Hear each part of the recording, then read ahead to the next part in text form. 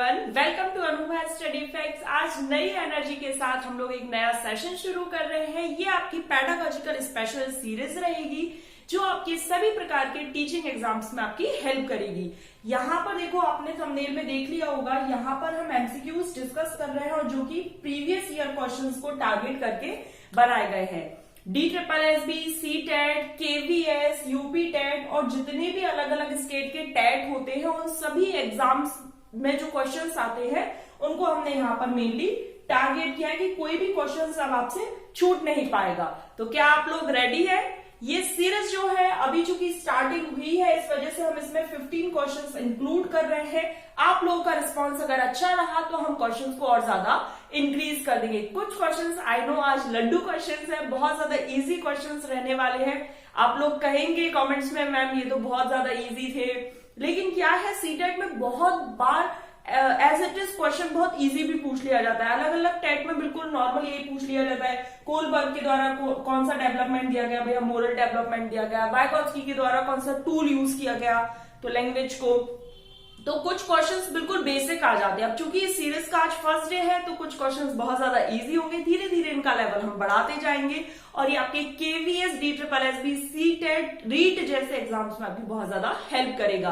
तो चलिए फिर आज का सेशन हम शुरू करते हैं। फर्स्ट क्वेश्चन ये रहा आपकी स्क्रीन पर। चलिए फर्स्ट क्वेश्चन आप लोग रीड कीजिए। फर्स्ट क्वेश्चन क्या कहता है? फर्स्ट क्वेश्चन है, आप लोग रीड कीजिए और आंसर देने की कोशिश कीजिए, ठीक है। और जब भी आप आंसर दें लाइव चैट में तो ना ऐसे लिख दिया करो कि फर्स्ट का A है या सेकंड का B है। इस तरीके से ना आंसर जब भी लिखो तो क्वेश्चन नंबर जरूर लिख दिया करो, ठीक है। चलिए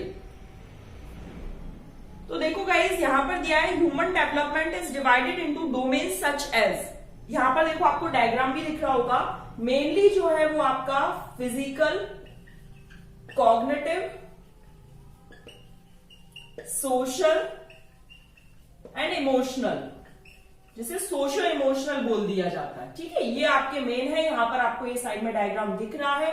physical development it's all related to growth वगैरह, मसल्स में जो वृद्धि हो रही है, वजन में, हाइट में। कॉग्निटिव ये आपका संज्ञान, ये आपके ब्रेन से रिलेटेड है, जो आपकी थिंकिंग पावर, रीजनिंग, सोचने की क्षमता, इन सब से रिलेटेड है। सोशल मतलब जो आपका सोसाइटी में लोगों से इंटरेक्शन है वो, और इमोशनल ये आपका भावात्मक रूप से जुड़ा होता है। तो इस तरीके से डेवलपमेंट के मेन डोमेन्स हैं। आई होप आप लोगों को समझ आ गया होगा। चलिए नेक्स्ट क्वेश्चन ये रहा आपकी स्क्रीन पर। नेक्स्ट क्वेश्चन क्या कहता है भाई कि नेक्स्ट क्वेश्चन है human development is. Human development कैसा है? क्वालिटेटिव है, क्वांटिटेटिव है, कैसा है बताओ। चलो मैंने कहा था ना कुछ क्वेश्चन बहुत ज्यादा इजी होंगे, लेकिन इनमें ना समझना बहुत ज्यादा जरूरी है। ये देखो, अब यहाँ पर जो ह्यूमन डेवलपमेंट है वो क्वालिटेटिव भी है और आपका क्वांटिटेटिव भी है, ठीक है। अब ये क्वांटिटेटिव कैसे है और क्वालिटेटिव कैसे है, ये आप मुझे लाइव चैट में इसका आंसर दें और कोशिश करेंगे इसको समझने की। Quantitative it's all related to growth.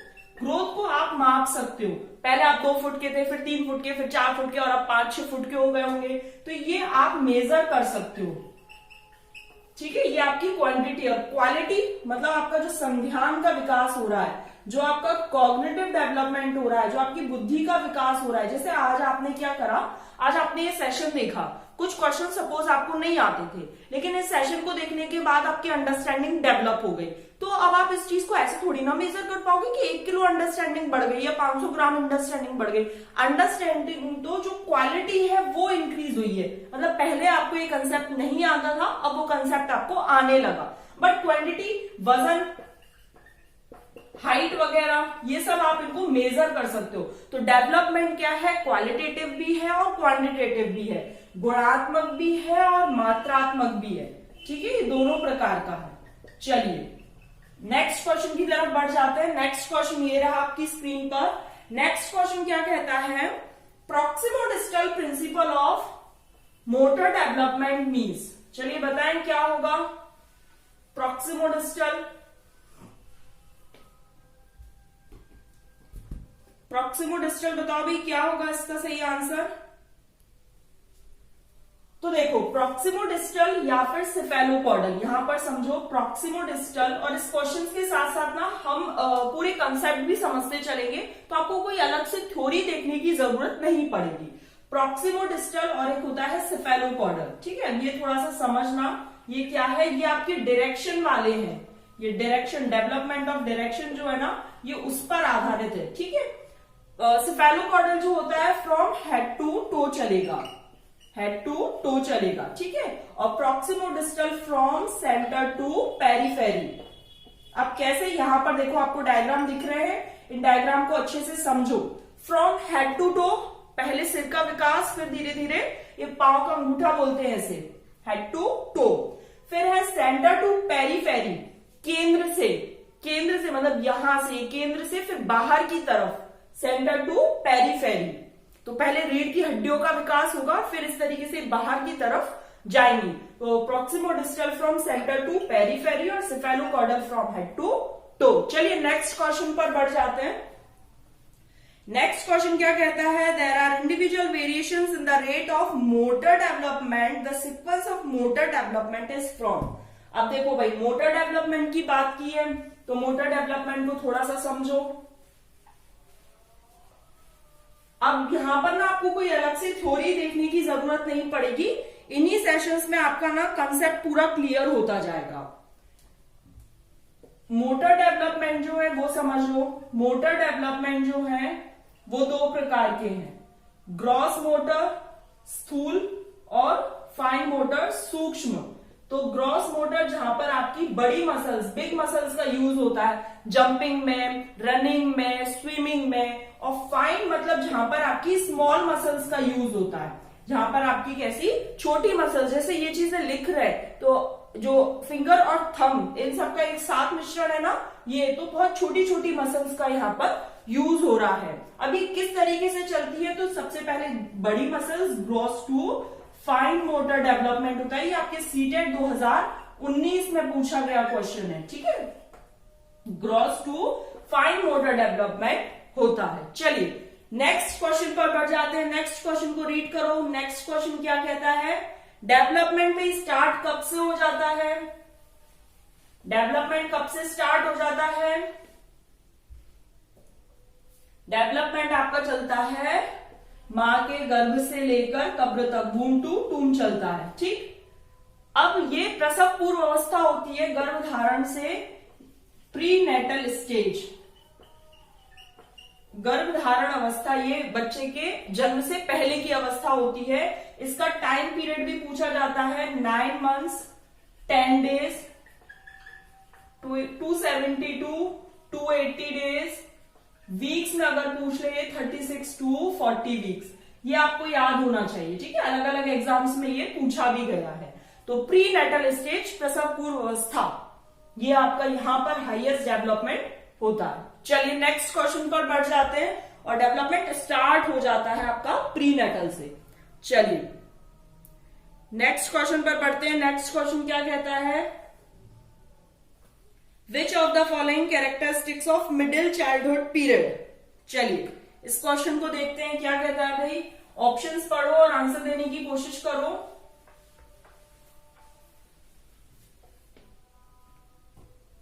तो देखो फर्स्ट ऑप्शन है, learning occurs primarily through senses. Sensory मतलब यहां पर अगर सेंसेस का यूज हो रहा है तो ये आपकी सेंसरी मोटर स्टेज है। अब चूंकि हमसे सेंसरी मोटर स्टेज, अब हमसे क्या पूछा गया था, हमसे तो मिडिल चाइल्डहुड पूछा है। मिडिल चाइल्डहुड को ही लगभग 7 से 11 मान लिया जाता है, जो लेटर चाइल्डहुड का पीरियड होता है। तो इसको प्याजे के जो डेवलपमेंट है उसमें क्या बोलते हैं, इसको कॉन्क्रीट ऑपरेशनल, ठीक। अब हमसे इसकी कैरेक्टरिस्टिक्स पूछा है।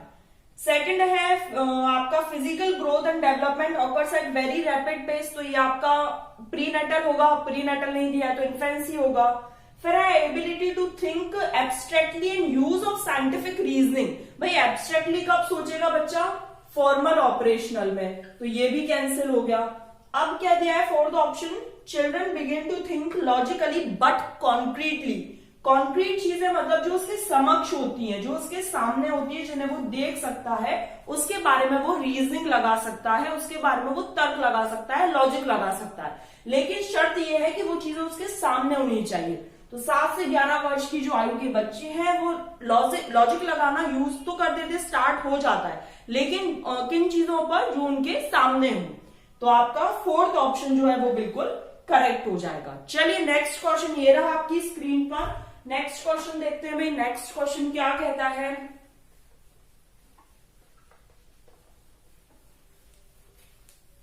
नेक्स्ट क्वेश्चन को पढ़िए। नेक्स्ट क्वेश्चन क्या कहता है कि जो हेरिडिटी है उसको कैसा कंसीडर किया गया है। हेरिडिटी को कैसा कंसीडर किया गया है भाई? तो देखो, हेरिडिटी को स्टैटिक, ये स्थायी होती है, इसको चेंज नहीं किया जा सकता। जो कॉन्सेप्शन के टाइम पर माता पिता से जो जीन बच्चे में इनहेरिट हो जाते हैं वही आगे चलकर भी बच्चे को जन्म के समय मिलते हैं। तो ये चीज स्टैटिक होती है, लेकिन जो एनवायरमेंट है वो आपका डायनामिक होता है। अब आपने देखा होगा इंडिया का क्लाइमेट अलग है, फॉरेन कंट्री का अलग है, वातावरण फाइनेंशियली देख लो, जिनके पास अच्छा पैसा होता है वो अच्छे स्कूल में बच्चे का एडमिशन करवा देते, तो वहां का जो सराउंडिंग्स है या जो वहां का एनवायरमेंट है वो बच्चे को और एनरिच करता है। तो इस तरीके से एनवायरमेंट तो क्या है, बदलता रहता है, बदलता रहता है। लेकिन जो जेनेटिक है, एक बार जो जीन, जो कैरेक्टर्स मिल गए पेरेंट्स से ऑफस्प्रिंग को, वो चीजें स्टैटिक हो जाती हैं। तो स्टैटिक होता है हेरिडिटी। यहां तक की बात क्लियर हो गई। चलिए नेक्स्ट क्वेश्चन ये रहा आपकी स्क्रीन पर। नेक्स्ट क्वेश्चन को पढ़ो भाई। नेक्स्ट क्वेश्चन क्या कहता है? नेक्स्ट क्वेश्चन क्या कह रहा है, रीड कीजिए। Which one of the following is true about the role of heredity and environment in the development of a child? तो देखो, heredity and environment do not operate together, तो पहला ऑप्शन तो कैंसिल हो गया। क्यों? क्योंकि ये तो आपस में इंटर रिलेटेड होते हैं, आपस में गुथे हुए होते हैं।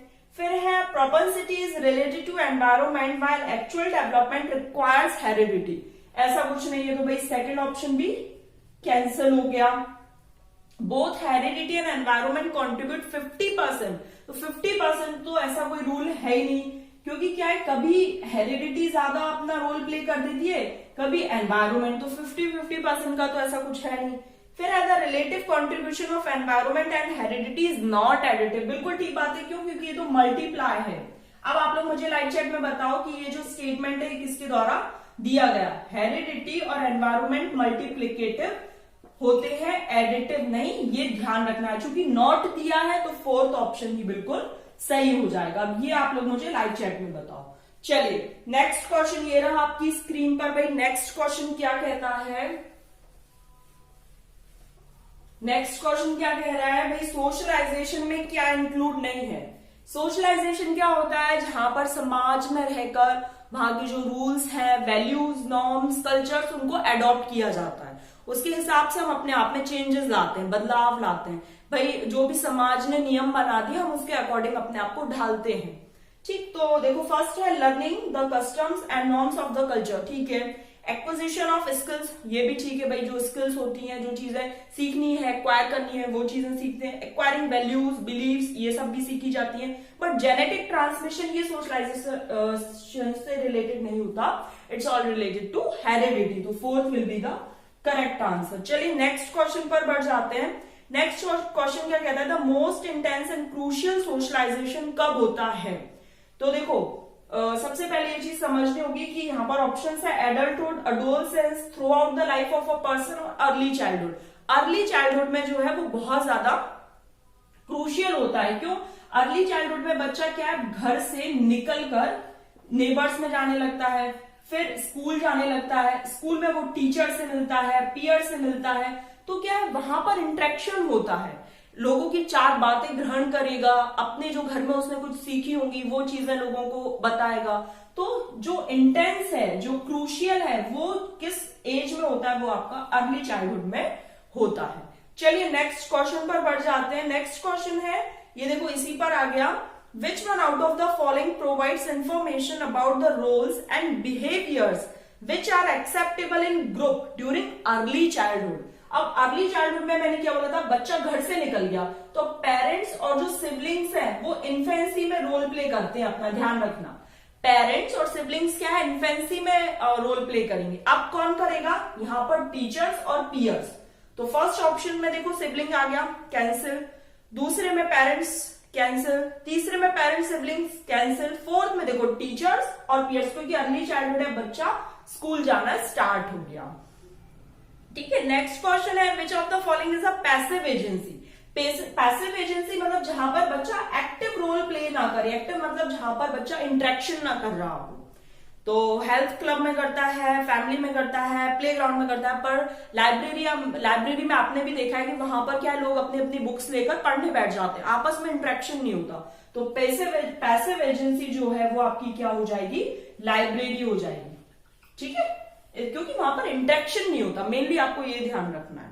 चलिए नेक्स्ट क्वेश्चन पर बढ़ जाते हैं और आज के लिए लास्ट क्वेश्चन है, why driving a car a girl prompt her brother drive fast. हमको जल्दी पहुंचना है, गाड़ी जल्दी चलाओ। तो ध्यान रखना, जब भी कोई ऐसी चीज हो जहां पर एक चीज रीजन बने और उसका इफेक्ट पड़ता हो, जैसे गाड़ी जल्दी ड्राइव करो, चलाओ क्योंकि हमें वहां जल्दी पहुंचना है या हमें वहां देर ना हो जाए, तो गाड़ी जल्दी चलाना कॉज बन गया और इफेक्ट क्या होगा कि भाई कहीं ऐसा ना हो कि हमें देर हो जाए।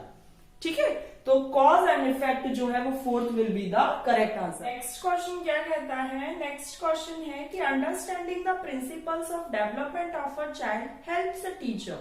भाई आप जो बच्चे का जो विकास है उसको समझने में किस प्रकार से हेल्प करेगा। तो rationalizing why that learner ought to be taught, मतलब रैशनलाइजिंग मतलब तर्क देना। यहाँ पर आप तर्क दे रहे हो, तो फर्स्ट ऑप्शन तो बिल्कुल कैंसिल हो गया कि क्या तर्क देना है कि बच्चे को क्यों पढ़ाया जाए। Identify the financial background, financial background से कोई मतलब नहीं, ये कैंसिल हो गया।